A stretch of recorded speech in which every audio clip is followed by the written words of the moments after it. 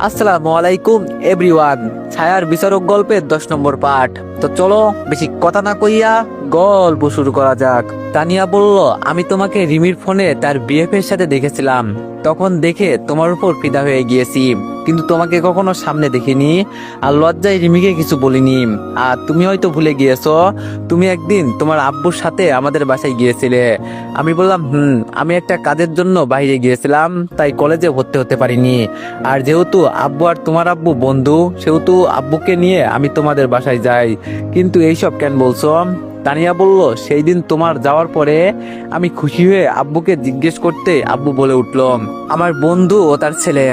আর আমি ছিলাম আমার আব্বুর একমাত্র মেয়ে, আর আমি যা চাই সেটাই আব্বু এনে দেয়। আমি তোমাকে নিয়ে ভাবতে ভাবতে তোমাকে ভালোবেসে ফেলেছিলাম, তাই আব্বুকে তখন তোমার কথা বলে দিই।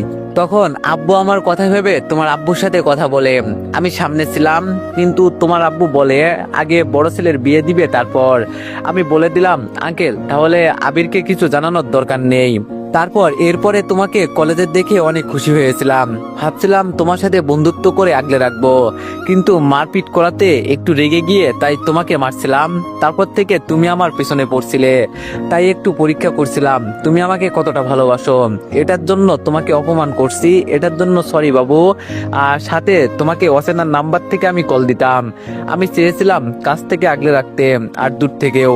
এটা বলে তানিয়া আমাকে জড়িয়ে ধরলো, আর আমি তানিয়াকে জড়িয়ে ধরে বললাম, বাবারে কি গভীর ভালোবাসা, এটা তো আমাকেও ফেল করাবে। আচ্ছা এটা না হয় মানলাম, কিন্তু বিয়েটা কিভাবে? তানিয়া বলল, তোমার ইগনোরের অভিনয় দেখে নিজের রাগ সামলাতে পারিনি, তাই আঙ্কেল ও আব্বুকে বলে তোমাকে একটু কষ্ট দিতে চেয়েছিলাম, সাথে মজাও নিতেছিলাম। বাট এমন একটা পরিস্থিতি হবে জানতাম না। আমি বললাম, আরে যেটা হওয়ার ছিল সেটা হয়েছে, আফসোস করে কি লাভ? আফসোস না করে তার জন্য দোয়া করা ভালো। আচ্ছা রেডি হয়ে আসো, আমি নিচে আসি। এটা বলে নিচে চলে গেলাম, আর ভাবতে লাগলাম শালার এত বড় একটা গেম আমার সাথে করলো, আর আমি হালা বুঝতেই পারিনি। এইদিকে নিচে আসতেই দেখি আম্মু টেবিলে খাবার সাজিয়ে বসে আছে। আমি বললাম, আম্মু কি হয়েছে, সবাই কোথায়? ভাবি আন্টিকে দেখছি না যে, তারা কি খাবার খাবে না? আম্মু বলল, তোর আন্টি ও তোর ভাবিকে অনেক বলেছি, কিন্তু কিছুই খাচ্ছে না, কাল থেকে তারা কিছু খায়নি। আমি বললাম, আচ্ছা তুমি বসো, আমি দেখে আসি। এটা বলে আমি ভাবির রুমের দিকে যেতে লাগলাম। এইদিকে আমি যে ফোন বিছানায় রেখে চলে এসেছি সেটা আমি ভুলে গিয়েছি, তাছাড়া আমার রুমে যে একা না সেটাও ভুলে গিয়েছি।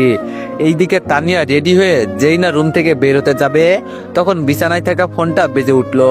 সে বিছানায় তাকিয়ে দেখে আমার ফোনটা বাজতেছে, তাই তানিয়া ফোনটা হাতে নিয়ে প্রথমে ভাবে যাই আমি ফোনটা আবিরকে দিয়ে আসি, আবার পরে ভাবে আমি তো তারই বউ। এটা বলে ফোনটা রিসিভ করে কানে নিয়ে হ্যালো বলতেই যাবে, তার আগেই উপাস থেকে বলে উঠলো, বস আপনার কথা মতো 2টার মেরে লাশ ফেলে দিয়ে আসছি, এখন শুধু আরেকটা বাকি, তাকে আপনার জন্য রেখে দিলাম, বাকিটা আপনি কি করবেন ভালো জানেন। এটা বলে ফোনটা কেটে গেল। আর এইদিকে কথাগুলো শুনে তানিয়ার মাথা ঘুরতে লাগলো। তানিয়া ধপাস করে নিচে পড়ে গেল, আর নিজেই বলতে লাগলো, আমি কি নিজের হাতে নিজের জীবনটা শেষ করে দিলাম? তাহলে কি আমি একজন খুনিকে বিয়ে করলাম? আমার বিশ্বাস হচ্ছে না, একটা মানুষ এত খারাপ হয়ে এত নর্মাল ভাবে থাকে কেমনে? দেখে বোঝা যায় না সে একটা খুনি। তাহলে কি আঙ্কেলের খুনের পিছনে আবিরের হাত আছে? আমার এখন নিজেকে শেষ করে দিতে ইচ্ছে করছে। ছি, আমার ভাবতে কেমন জানি করছে। আমি এমন একটা মানুষকে ভালোবেসেছি যে কিনা একটা খুনি, যে কিনা মানুষ খুন করতে 1 মিনিট ভাবে না। এটা বলে তানিয়া নিজের চোখের পানি মুছে নিচে চলে গেল। তানিয়া বলল, আম্মু আবির কোথায়, দেখছি না যে? আম্মু বলল, আবির তো বড় বউয়ের রুমে গিয়েছে, বৌমা খাবে না বলছে, তাই তাকে খাওয়ার জন্য রাজি করাতে গিয়েছে। এই কথা শুনে তানিয়া মনে মনে ভাবছে, শালা কত বড় অভিনয় করছে, তার অভিনয়ের জন্য তাকে নোবেল দেওয়া যাবে। নিজে সবকিছু করে আবার নিজে ভালো সাজতেছে, দাঁড়া আমি তোর ব্যবস্থা করছি। এইদিকে আমি ভাবির রুমে গিয়ে ভাবিকে বললাম, ভাবি চলো খাবার খাবে। ভাবি বলল, না আমি খাবো না, আমার ক্ষুধা নেই, তোমরা গিয়ে খেয়ে নাও। আমি বললাম, ভাবি তুমি যথেষ্ট বড় হয়েছো, একটু বোঝার চেষ্টা করো, তুমি যদি এমন করো তাহলে আন্টির কি হবে? একবার আন্টির দিকে তাকিয়ে দেখো তিনি কেমন করে ভেঙে গিয়েছে। ভাবি আমার কথা শুনে তার মায়ের দিকে তাকিয়ে দেখে আন্টি কেমন যেন চুপচাপ হয়ে গিয়েছে, মুখে কোনো কথা বলছে না। এটা দেখে ভাবি আমার দিকে করুণ দৃষ্টিতে তাকিয়ে আছে। আর আমি বললাম, দেখো ভাবি, পৃথিবীতে একবার যখন এসেছি আবার চলে যেতে হবে। কেউ বা আগে কেউ বা পরে, কিন্তু যেতে হবে এটা নিশ্চিত। আঙ্কেলের মৃত্যু অপ্রত্যাশিত হলেও এটা সত্যি, তিনি আর আমাদের মাঝে নেই। এখন ওনার জন্য কান্না করা স্বাভাবিক, তবে এইভাবে নিজের ক্ষতি করা নয়। আর ওনার জন্য এইভাবে কান্না করলে কোনো লাভ হবে না। ওনার জন্য কান্না করতে হবে জায়নামাজে বসে দুই হাত তুলে আল্লাহর কাছে ওনার মাগফিরাত কামনা করতে হবে। তাছাড়া এই কান্না, এই চোখের পানি, এই না খেয়ে থাকা কিছুই কাজে আসবে না। চলো ভাবি, খেতে চলো। আর আন্টি, আপনিও আসেন। এইদিকে তানিয়া অনেকক্ষণ হলো দরজার পাশে দাঁড়িয়ে আমাদের কথাগুলো শুনছে আর বলছে, বাহ বাহ, কত নিখুঁত অভিনয়। বোঝা যাচ্ছে না যে তুমি একটা অমানুষ। এইদিকে আমি পিছনে কারো উপস্থিতি বুঝতে পেরে পিছনে তাকিয়ে দেখি তানিয়া দাঁড়িয়ে আছে। তাই তানিয়াকে বললাম, তানিয়া, ভাবিকে আর আন্টিকে নিয়ে আসো। এটা বলে আমি চলে আসলাম খাবার টেবিলে। আর একটু পরে দেখি তানিয়া ভাবি ও আন্টিকে নিয়ে আসতেছে। তারপর সবাই টেবিলে বসতেই আম্মু খাবার বেড়ে দিল। আর আমি খাবার খাচ্ছিলাম। একটু পরে সামনে তাকিয়ে দেখি ভাবি ও আন্টি খাবার খাচ্ছে, চোখ দিয়ে পানি ফেলতেছে। মনে হয় তাদের গলা দিয়ে খাবার নামছে না, তারা অনেক কষ্টে খাচ্ছে। তা দেখে আমি কিছু বললাম না। এইদিকে তানিয়ার দিকে চোখ পড়তেই দেখি তানিয়া খাবারগুলো নিয়ে হাত দিয়ে নাড়াচাড়া করছে, বাট খাবার খাচ্ছে না। এটা দেখে আমি তানিয়াকে বললাম, তানিয়া, কি হলো, খাবার খাচ্ছ না যে? আমার কথা শুনে তানিয়া আমতা করে বলতে লাগলো, কই, খাবার খাচ্ছি তো। এটা বলে খাবার মুখে দিতে লাগলো। আর মনে মনে বলতে লাগলো, তোরা না খাবার আমার গলা দিয়ে নামছে না, আমি কিভাবে খাবো? তোর খাবার আমার গলা দিয়ে নামছে না যে। এইদিকে আমি খাবার শেষ করে আম্মুকে বললাম, আম্মু, আমি একটু বাইরে যাচ্ছি, আসতে দেরি হবে। এটা বলে বাসার বাইরে চলে আসলাম। বাসার বাইরে এসে পকেটে ফোন খুঁজতে লাগলাম, কিন্তু ফোন পেলাম না। তখনই মনে হলো ফোন তো সেই কখন বিছানায় রেখে চলে আসলাম। তারপর আর দেরি না করে বাসায় ঢুকতেই আম্মু বলে উঠলো, কিরে, আবার ফিরে আসলি যে?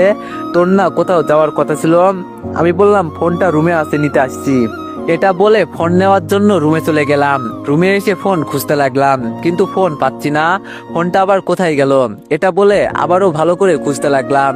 তখনই আমার সামনে তানিয়া ফোন নিয়ে হাজির হয়ে বলল, এই যে আপনার অতি মূল্যবান ফোন। আমি তাড়াতাড়ি ফোনটা নিয়ে তানিয়াকে ধন্যবাদ দিয়ে যেই না রুম থেকে বের হতে যাব, তখনই তানিয়া বলে উঠল, তা খুনটা করে কোথায় ফেলে দিয়ে আসবেন? তানিয়ার হঠাৎ এমন কথা শুনে আমি থমকে দাঁড়িয়ে তানিয়ার দিকে তাকিয়ে বললাম, মানে?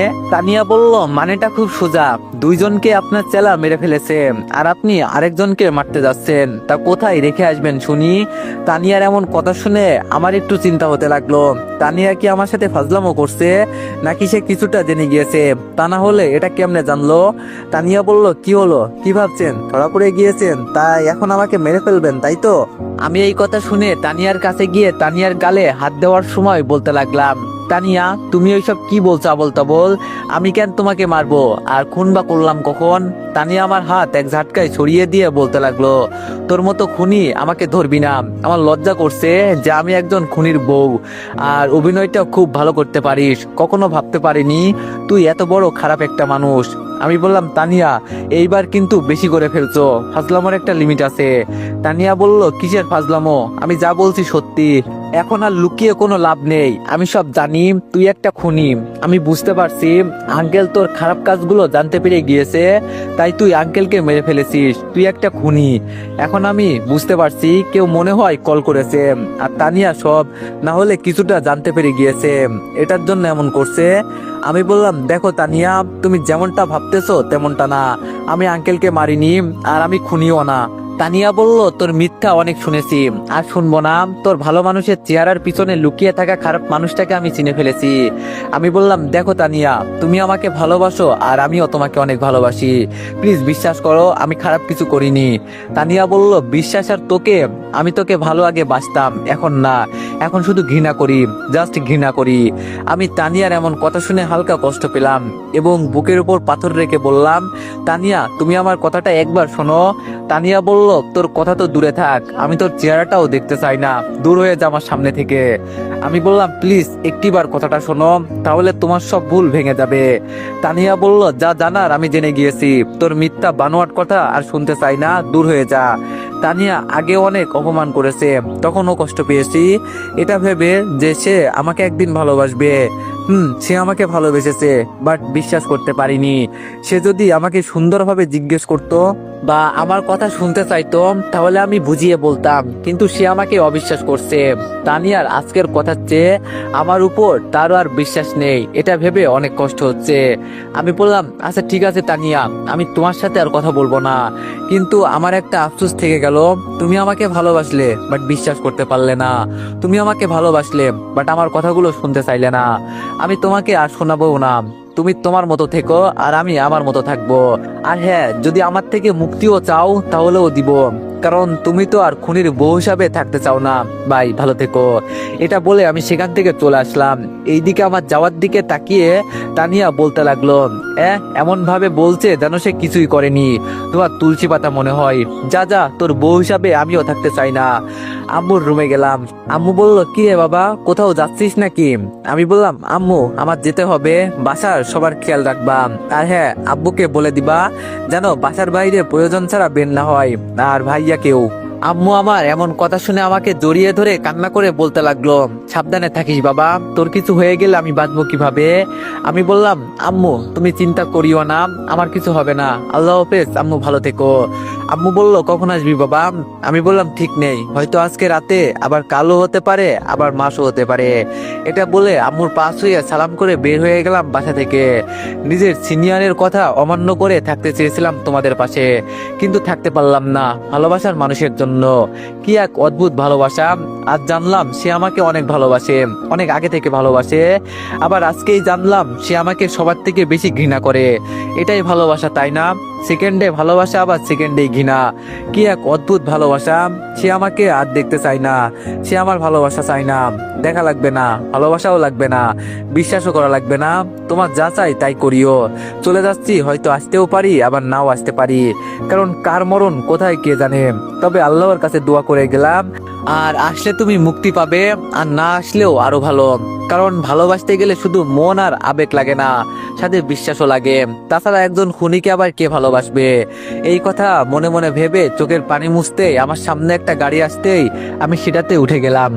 এইদিকে নতুন ভারপ্রাপ্ত পুলিশ কমিশনারের কেবিনের সামনে দাঁড়িয়ে আছে রফিক। রফিক বলল, স্যার আসতে পারি? আরে রফিক, যে আসো। তারপর রফিক স্যারের কেবিনে ঢুকতেই স্যার বলল, আসলে কি বলে যে সান্ত্বনা দিব বুঝতে পারছি না। আচ্ছা রফিক, তোমার শ্বশুরকে কারা বা কে মারতে পারে, কারোর উপর সন্দেহ আছে? রফিক বলল, স্যার এটা একটা প্ল্যান মার্ডার, যাই হোক সেটার কথা বলতে আসিনি। কমিশনার বলল, তাহলে? রফিক বলল, স্যার আমার ফ্যামিলিগত সমস্যার জন্য আমি এই চাকরিটা ছাড়তে চাচ্ছি, এই নিন রিজাইন লেটার। কমিশনার বলল, কি বলছো রফিক, তোমার মাথা ঠিক আছে তো? দেখো আরেকবার ভাবতে পারো, এটা তোমার স্বপ্ন।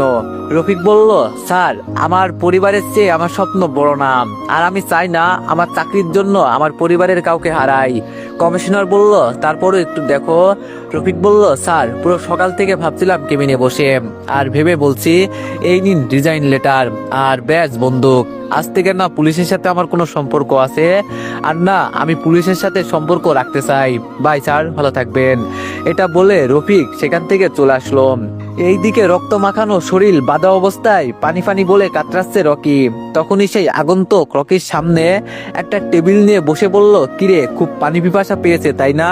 কারো গলার শব্দ শুনে আস্তে আস্তে চোখ খুলে সেই কালকের মাস্ক পরা লোকটাকে দেখতে পেল রকি।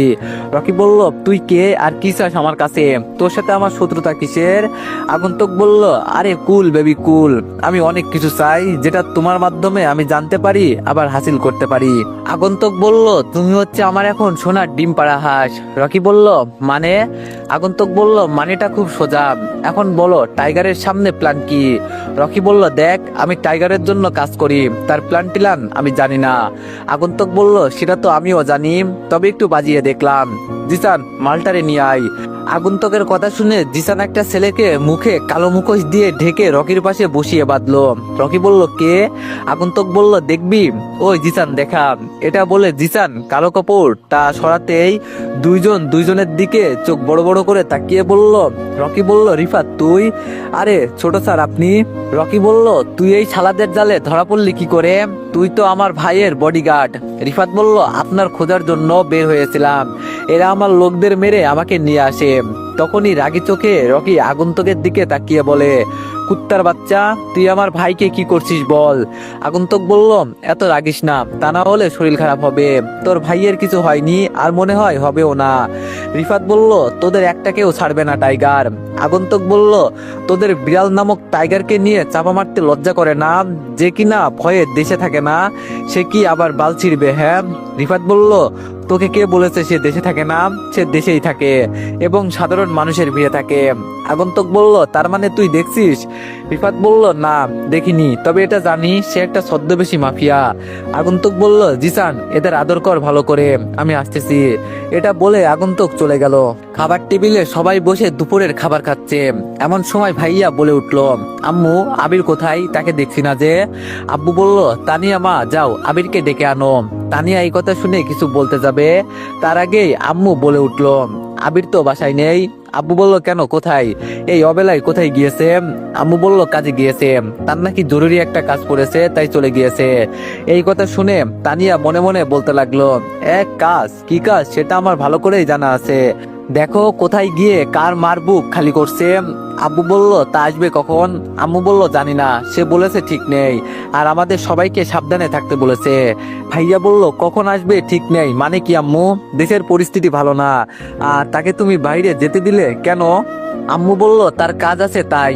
ভাইয়া বলল, কি এমন কাজ যে সে বাসা থেকে বের হয়ে গেল আর আসার কোনো ঠিক নেই বলছো? তাছাড়া আবির তো বেকার, সে কি কাজে গিয়েছে? আম্মু বলল, আমি এত কিছু বলতে পারবো না, শুধু এতটুকু জেনে রাখ, আবির একটা ভালো কাজে গিয়েছে। ভাইয়া বলল, আম্মু তুমি জানো আবির গিয়েছে কোথায় আর বলছো না কেন? তখনই তানিয়া বলে উঠল, আম্মু কি আর বলবে, আম্মু তো জানে না তার ছেলে কি কাজ করে আর না করে। আম্মু হয়তো লজ্জায় বলছে না যে তার বড় ছেলে একজন পুলিশ আর ছোট ভাই একজন অপরাধী। সবাই এই কথা শুনে তানিয়ার দিকে তাকিয়ে আছে অবাক হয়ে, আর আম্মু রাগী দৃষ্টিতে তানিয়ার দিকে তাকিয়ে বলল, বৌমা তুমি আমার ছেলের বউ, তাই বলে তুমি যা তা বলতে পারবা না। তানিয়া বলল, না আম্মু আমি ভুল কিছু বলিনি, যা বলছি একদম সত্যি। ভাইয়া বলল, তানিয়া তোমার মাথা ঠিক আছে? তুমি না জেনে শুনে আমার ভাইয়ার নামে এইসব কি বলছো? তাছাড়া সে কি এমন কাজ করেছে যে সে অপরাধী? তানিয়া বলল, জানি আপনাদের বিশ্বাস হবে না, আর হবে কেমনে? সে তো আপনাদের সামনে ভালো মানুষ হয়ে থাকতো, কিন্তু তার ভিতরটা যে একটা পশুর মতো কে জানতো? ভাইয়া আপনি বলছেন না আপনার ভাইয়ার কি দোষ? বলছি, এটা আমাকে এই বাসা থেকে বের করে দিলে আমি বের হব। আমি চাই না আমি একটা খুনির বউ হয়ে থাকতে। এই কথা শুনে ভাইয়া রেগে বলল, তানিয়া মুখ সামলে কথা বলো, এইভাবে আমার ভাইকে অপবাদ দিবে না। তানিয়ার কথা শুনে ভাইয়া যতটা রিয়াক্ট করছে তার থেকে নর্মাল রয়েছে আব্বু আম্মু, তাদের যেন কিছুই অস্বাভাবিক লাগছে না।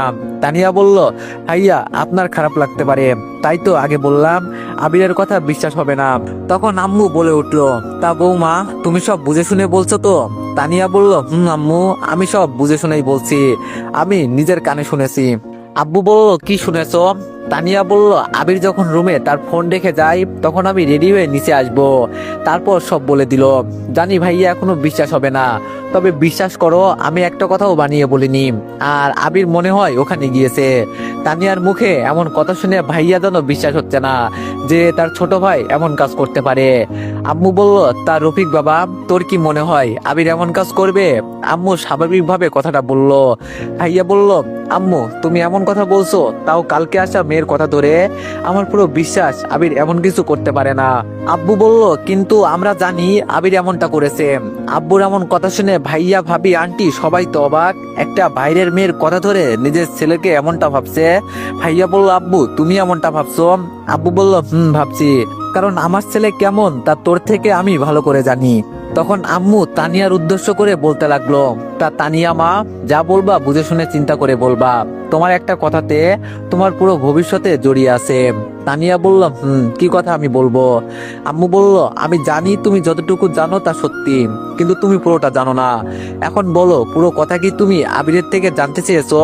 তানিয়া বলল, না আম্মু কিচ্ছু জানতে চাইনি, কিন্তু সে কিছু একটা বলতে চেয়েছিল, বাট আমি শুনতে চাইনি। উল্টো আমি ওকে তার মুখও আমাকে দেখাতে মানা করছি, আরো অনেক অপমান করেছি। আম্মু বলল, তানিয়া এটা ভালো করনি, তুমি আবিরকে ভালোবাসতে, তাই তার পুরো কথা শোনা উচিত ছিল। যাই হোক এখন মূল কথায় আসি, তুমি কি আমার ছেলের সাথে সারা জীবন থাকতে চাও নাকি তার থেকে মুক্তি, কোনটা? এই কথা শুনে তানিয়া চুপ করে রইল কিছুক্ষণ, তারপর বলে উঠলো, আম্মু আমি আবিরকে নিজের চাইতেও বেশি ভালোবাসি, হয়তো সে খারাপ, তবে সে আমার স্বামী। আমি নিজের সর্বস্ব দিয়ে তাকে ভালো করার চেষ্টা করব। আর যদি না হয় তাহলে তখন দেখা যাবে। কিন্তু এত সহজে আমি তার পিছু ছাড়ছি না। তানিয়ার এমন কথা শুনে বাকিরা অবাক দৃষ্টিতে তাকিয়ে থাকলো তানিয়ার দিকে। তারা হয়তো ভাবতেছে এটা কেমন মেয়ে, স্বামী খারাপ এটা জানার পরও তার সাথে নাকি সংসার করবে। কিন্তু আম্মু তানিয়ার দিকে তাকিয়ে একটা মুচকে হাসি দিল। তারপর বলল, তোমার মতো একজন বৌমা পেয়ে আমরা অনেক ভাগ্যবান বটে, কিন্তু আমার ছেলে ডাবল ভাগ্যবান। এখন তোমাকে একটা কথা বলি, আমার ছেলে খুন করাই, কিন্তু খুনি না। আর তানিয়া, তুমি আবিরের কাছ থেকে কিছু না শুনে তাকে অপমান করেছো, এটার জন্য পস্তাতে হবে। ভাইয়া বলল, আম্মু তোমার কথা আমরা কিছুই বুঝতে পারছি না। তানিয়া বলল, আম্মু আমিও কিছু বুঝতেছি না। একবার বলছেন আবির খারাপ, আবার বলছেন খুনি নয়, একটু সরাসরি বলেন। তখন আব্বু বলে উঠলো, আমি সব বুঝিয়ে বলছি। আবির সাধারণ ছেলে নয়, আবির হলো আর্মির সিক্রেট কমান্ডার, বর্তমান সিনিয়র ক্যাপ্টেন আবির রহমান। আব্বুর মুখে এমন কথা শুনে ভাইয়া ভাবি তানিয়ার চোখ কপালে। ভাইয়া বলল, আব্বু তুমি এইসব কি বলছো? তোমার মাথা ঠিক আছে? আমাদের বোকা ভাবছো? সে এত বড় অফিসার হয়ে আমাদের সাথে থাকতো? আব্বু বলল, তার কাজ ছিল সিক্রেট এবং তার কাজ হলো ঝুঁকিপূর্ণ মিশন। আব্বু এটা না হয় বুঝতে পারছি, কিন্তু সে ট্রেনিং চাকরি ইন্টারভিউ সব কখন দিল? আব্বু বলল, কেন, সে যে মাঝে মধ্যে একা একা ঘুরতে যাওয়ার নাম করে এইসব করতো। তাছাড়া তোর নানার বাড়িতে বেড়াতে যাবে বলে 6 মাস ট্রেনিং করেছিল। এইসব তোদের কাউকে বলতে মানা করেছে, এবং তাকে সেনাপ্রধান ছাড়া তেমন কেউই এখনো চিনে না। আর সে 3টা ছেলেকে মারছে, হয়তো তারা অপরাধ করছে। এইদিকে তানিয়া এমন কথা শুনে অবাক, সাথে চোখে পানি চলে এসেছে। সে এখন ভাবছে কি করছে এটা। সবকিছু না জেনে আমি আমার স্বামীকে এত বড় অপমান করছিলাম।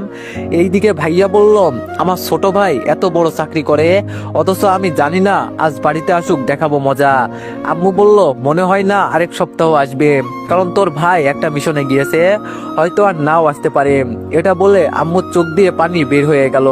আর এইদিকে তানিয়া এই কথা শুনে এক দৌড়ে রুমে গিয়ে দরজা বন্ধ করে কান্না করতে লাগলো আর আফসোস করতে লাগলো, এটা আমি কি করলাম, না জেনে এত বড় অপবাদ।